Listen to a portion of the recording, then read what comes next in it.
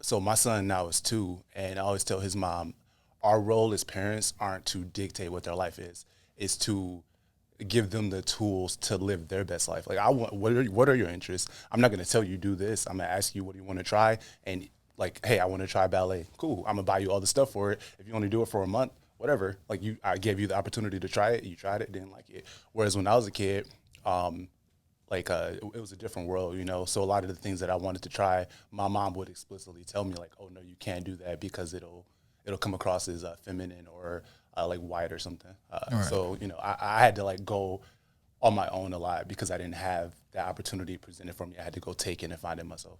Now, something you just spoke on was coming off as sounding white.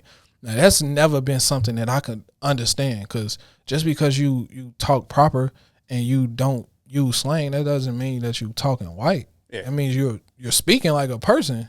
So it always bothered me when I would hear black people automatically change up their tone, and I would know it wasn't them, to like pander to other people, and that always bothered me. Like I'm the type of person that I would respect you as long as you are whoever you are.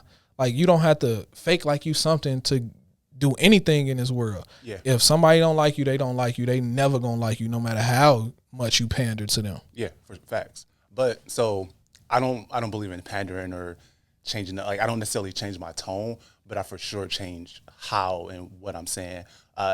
My dad again always told me the greatest strength that we have as black men is that you can exist in both a boardroom and in a trap house. So I can go in the boardroom and like, oh, the vertical integration, but I could also walk in the trap house and be like, yo, my niggas, have y'all heard that new? You know, so I can speak both of those languages. And I don't think I'm switching my tone. I'm just adapting my vocab to where I'm at.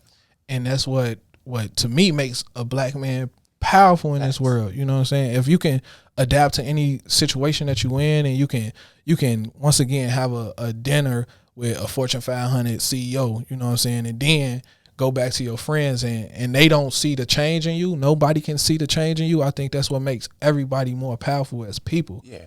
And even just the external acceptance from other people, like what I'm wearing right now, you know, this would be appropriate for me to walk into a boardroom and sit and have those kind of conversations. But also, because I'm a black man, I can go walk somewhere and start shooting dice with somebody. They might be like, oh, why you got an interview today? But no one's going to question while I'm there. But if it's a white dude, he's in that boardroom, then he walk and start trying to shoot somebody somewhere.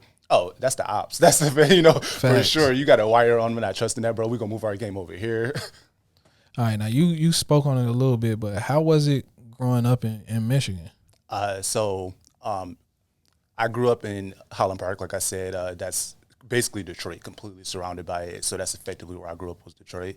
And it makes you strong, because Detroit is like hustle culture for sure. You have to know how to go and get it. I always like to tell people I've done stuff in the film video industry. When I was in LA one time, this project, they didn't have like a reflector shield. So they just like, oh, we're going to cut for today. We're going to go buy the reflector shields. Let's meet back tomorrow. In Detroit, we didn't have the reflector shields. We're like, oh, bet, let's go to the dollar store. We got a box of cornflakes. We got some aluminum foil, and we made a reflector shield. And to me, that's the most important takeaway I've gained from Detroit.